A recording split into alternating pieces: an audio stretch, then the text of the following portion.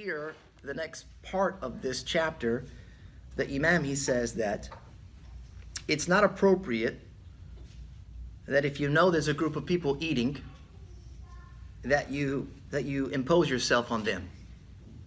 Like they're eating and then you just show up. But if you happen to do that accidentally, unintentionally, and then they ask you to join them, you should check the room. Take a look and see what it is that they're asking. Are they asking you to join them out of shyness? Like they feel obliged to ask you? And if that's the case, then you should decline the invitation. But if you can see that they're actually excited at your presence and they want you to truly join them, then you should accept, and it's permissible for you to eat with them. So this requires a little social IQ here. And this is big in Islam. Right? Not everything is black and white all the time. Right? But human beings, we're complex. And we're often very complicated. And we have all of these social cues and this level of nuance with us. And so it requires you to be able to examine that and make a decision. Right? So somebody may be very mechanically saying, yeah, tfaddal, join us. But in reality, you weren't invited in the first place. So that means that more than likely, they didn't want you there. Or it could be that the gathering was for a limited number of people and they couldn't fit, or any number of reasons. And so you have to be able to see that on people's faces and kind of read those social cues to determine what is best in terms of etiquette and manner in this situation.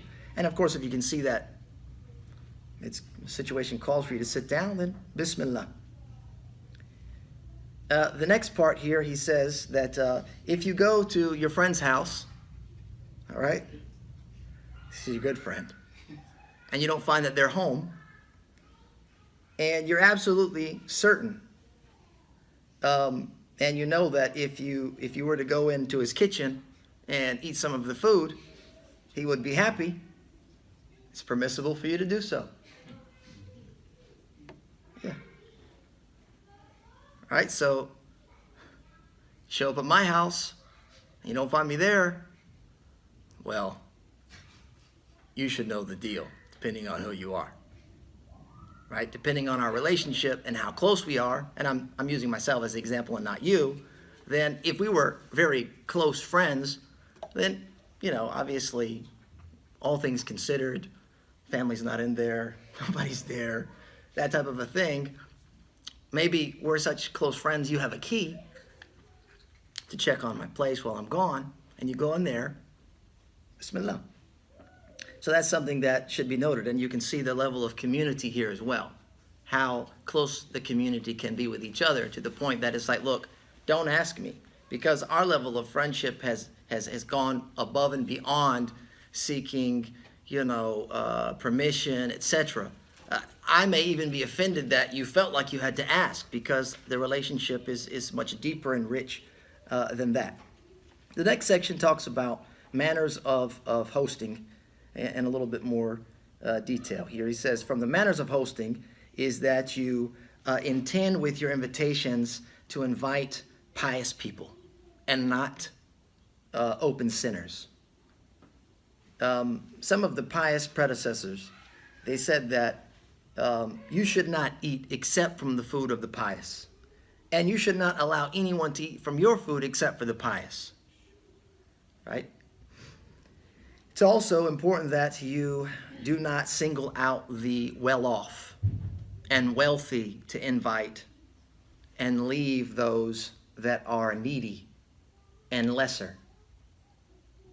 Yeah, just what if, for example, you have relatives who aren't Muslim, or who are Muslim but live lifestyles that are acceptable by Islam, and you're inviting them with the intention of hoping to make an impact, or that hoping that questions would come up naturally about just life and Allah and so on. If that's your intention, is that acceptable? Sure, this is a general rule. And so there's always exceptions to things. So if it's an opportunity to give dawah to someone, the Prophet ﷺ used to invite people to eat and would give gifts, etc., for people that were not Muslim or who were struggling. And that may be a way to soften the hearts. But as a general rule, when you're just after hosting people and inviting them to eat and to create a social gathering and etc., your social gatherings should be gatherings of righteousness. So hopefully that answers your question. Yeah, it did, thank you. And that leads into the next point where the Imam, he says that you should not forget your relatives in inviting them over and treating them like guests. Forgetting about your relatives, it will leave them feeling deserted. And it will also lead to severing the family ties. You should also consider the nature of your friendships, the level of your friendships and your acquaintances when inviting people over. And your invitation should not be done in a boastful and prideful way. I've always hosted, these large parties, and they're very extravagant and lavish, and I spend and I, in a way that is kind of a way to boast and to brag. But rather, your invitations are employing the sunnah when it comes to feeding people. When it comes to capturing the hearts of your brothers or your sisters, that you use, dinner invitations or invitations to break bread as a way to grow closer together in your relationship. Also, a way to make the believers happy, right? You offer them or extend to them an invitation. And you also should not burden those that it will be difficult on with an invitation. If you know somebody just is not going to be able to make it, or is busy with work at that time, or is going to be out of the area, etc., then extending an invitation, as nice as it may be, it could put pressure on someone that just can't make it. Or inviting someone would be harmed by the attendees, by your other guests. Harmed in some way. Yeah, here he goes again, social intelligence, right? Social IQ. That you're going to have a dinner party and you're inviting a handful of people. You need to think about who's on the list, right? There's nothing wrong with that, and I know that we already do that. Just a natural thing is you don't want it to be awkward or uncomfortable, and there's nothing wrong with that in the slightest. That certain personalities, they clash. Certain people don't get along. Certain people have had a fallout, and if you just mash them together, it could go bad, or that one person could feel slighted or upset, or the point of the invitation is to bring joy and happiness and not to create stale moments. Or even worse, maybe there's other types of harm that may come to that. For example, somebody that's in debt, and their debtor is there, and you invite them.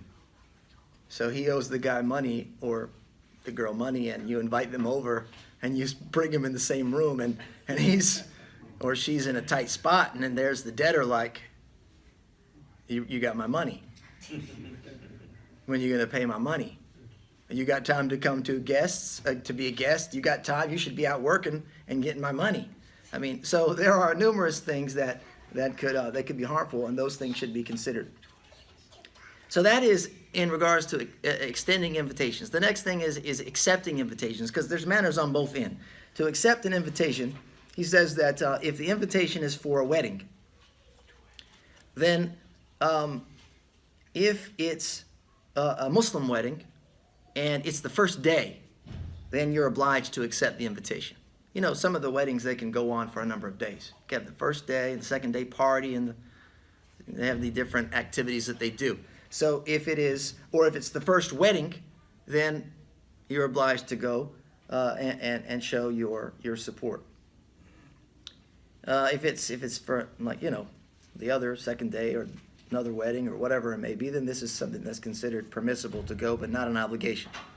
And it's also important that in the manners of accepting invitations, it's not reserved simply for the well-off.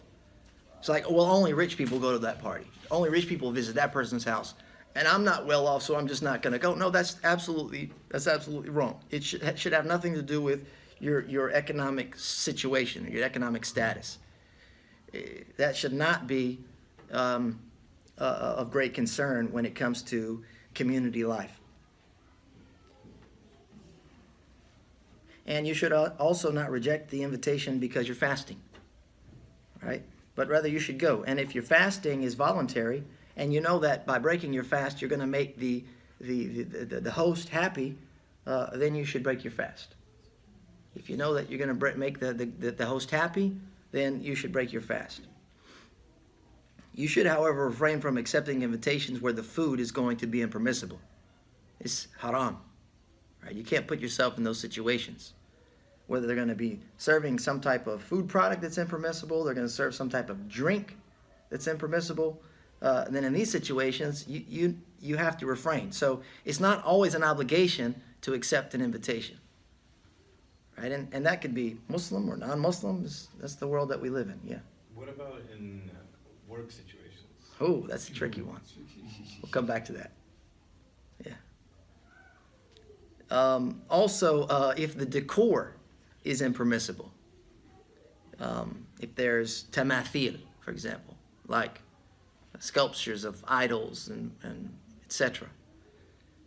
If it's from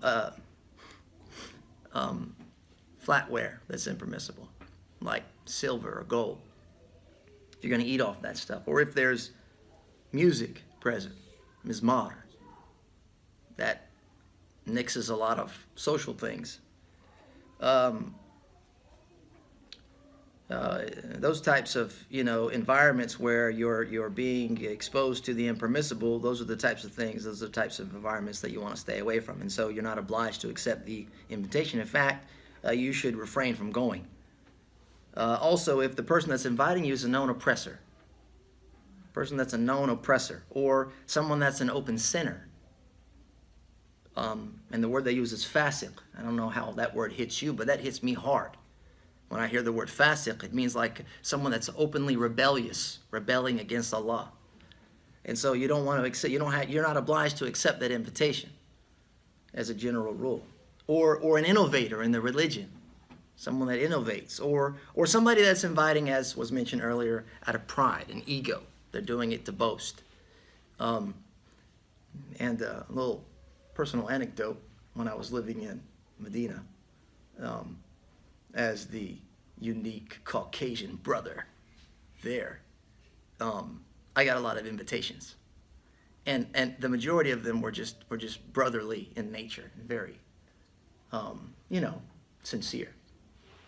But there was one invitation that I got, and I kept getting from this one guy. He lived around in the neighborhood, and he worked in the police station. He was some type of officer, and he owned the little fruit stand that I used to buy my fruits and veggies from. He didn't work it, but he owned it, and occasionally he would go there, and that's how I met him, because it was just down the street from my house.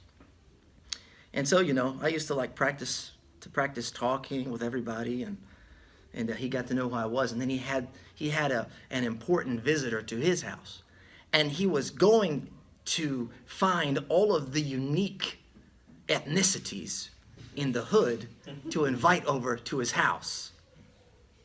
Kind of like, I'm international, got all these international folks. So he extended the invitation, and he almost insinuated that that's kind of what he was after. And actually, I don't know if I accepted it or not, but I feel like I rejected it. Not because of this, but just probably because I was busy.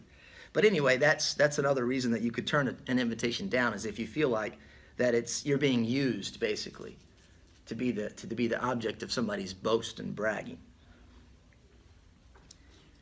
Here is something crucial here. He says that when you accept the invitation, it shouldn't simply be for the food. Your intention is just to go and eat. But you should intend here to apply the sunnah of the Prophet ﷺ, and also to honor your brother or sister believer by accepting the invitation. So that's an honor. It's an honor to have an invitation extended, and it's an honor to have an invitation accepted and received. And then, of course, by accepting, you're protecting yourself from any potential negative assumption about you. The assumptions that may occur is if you're constantly rejecting invitations, people may go, well, they're just arrogant. They just never accept invitations because they think they're better, right? So that's another thing that you have to be conscious of is your status, your dignity, your honor. And so by accepting invitations from time to time, even if it may not be your thing, you're like this ultra introvert, you don't want to go in these settings, you certainly don't want to have people, unfortunately, giving into evil assumption. And then when you go, you have to be humble in your entrance and in where you sit. You don't take the head of the table, for example. And if the owner of the house, the one who's extended the invitation, the hosts, he assigns a seat for you, that you can't take another seat. Right? If they put this little place cards, they tell you, look, sit here, you should not move from that seat. No switching around and whatever, because there may be something that you're unaware of. It may not just be about, position and seating and whatever. It may be that he doesn't want you to see something, or she doesn't want you to be sitting in a place where you can see something exposed in the house. And so they put you in a particular place. And so that's something that I picked up on really quick, living abroad, in that when they would have these large rooms dedicated for guests, and you would go and sit in the sala, and that's where you would eat. And typically, as a guest, you don't go sit opposite the door, because the door is open and people are coming in and out, and it's likely that there may be somebody that would pass by that you should not be privy to. It could be one of the ladies of the house, or somebody that's dressed in their house clothes, and they're in the back, doing something or whatever. And so you should be careful where you sit in the house. And that he says here, actually, you shouldn't constantly be looking at the place where the food is coming from. So that's kind of the same thing. The next part is about serving food, the actual service part. Yes? Yes. Even though this is we're talking about the food, this is also the general etiquette in Islam. When you visit your friend, even though there's no food served, like you should be sitting where he tells you to sit, and you should just go and sit anywhere you want. I don't know here, but unless you know your friend very well, there's nobody in the house. But usually, if you tell someone to sit, here I notice they don't do that. If you tell someone to sit, there's a purpose for it, like you said. Yeah, and so this is true, that it's not just for food, it's for any time you're visiting. And so as the host, you need to consider these things, where your guest is seated. And then as a guest, you need to also take into consideration, and typically, it doesn't have to be robotic and uncomfortable, like, no, don't sit there, sit over here. It's, here, have a seat. And you kind of indicate, if that's the situation, and maybe, look, the area is no problem, you sit where you want, relax and do as you like. But there may be scenarios in which that's appropriate. So here we're talking about bringing the food, presenting the food. So there's 5 different things here. The first is that it's expediently done. You do it quickly.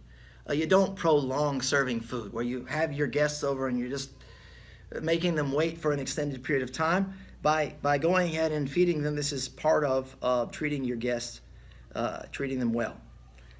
Also here, to present fruit before anything else. So there's 2 reasons for this. The Imam, he says that this perhaps is healthier, but certainly Allah subhanahu wa ta'ala, he says, وَفَاكِهَةٍ مِمَّا يَتَخَيَّرُونَ وَلَحْمِ طَيْرٍ مِمَّا يَشْتَهُونَ in the Quran. Allah subhanahu wa ta'ala, he says, and fruits from which you choose, and poultry from whatever you desire, or the meat of tayr, birds, from whatever you desire. So even Allah subhanahu wa ta'ala begins with the fruit, and these are from the foods of paradise. Begins with the fruit, and then with the meat. So it's like the appetizer. It's like the appetizer. And then after that, after, fruit, there's the meat, he says, particularly that which is grilled. Mashwi. Maybe that's healthier, I don't know. Maybe that was more desirable at the time. After that, the best food, he says, is tharid. Tharid is a traditional dish. It's made of bread, and it's kind of pulled apart. Bread that's like kind of shredded into pieces, and then it's soaked in maraq, which is it's broth. Yeah, it's soaked in broth. And then after that is sweets, and then to wrap it up, a nice cold glass of water, and then to conclude, to wash your hands with fragrant water to remove any odors and smells, etc. Number 3 is to serve all the different types of food that you have. Meaning, if you've prepared 3 or 4 dishes, then you serve those 3 or 4 dishes. You don't have a dish over here, a dish over there, but you offer it to everybody. And that you don't rush. This is number 4. You don't rush to take the food away. You don't rush to take the food away, but you allow your guests to eat until they've satisfied themselves and they have, he says, raised their hands and they've indicated that they're done, right? And so in certain cultures, there's ways in which this is done. If you push your plate up, or certain times it's a fork and knife, you put it in a certain place. There's little manners and etiquettes in every culture that indicate, like, look, I'm done. And so that's what you're waiting for as a host who's paying attention to their guests' comfort level and needs. You're watching for those little cues in order to determine when to either bring more food or when to end the service, the dinner service. And then lastly is that you serve what's sufficient.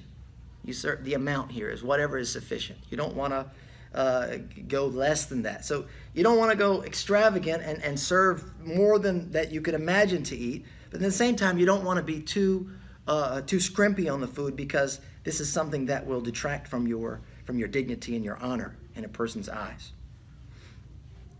Also, he says here that you should separate some food for the Ahl al-Bayt, right? The people under your care. If you have family members living with you, extended relatives, or kids that you're taking care of, and you've provided the food, you want to make sure that you save some of that and put it on the side so that you can take care of that responsibility first before you go and you serve the food to your guests.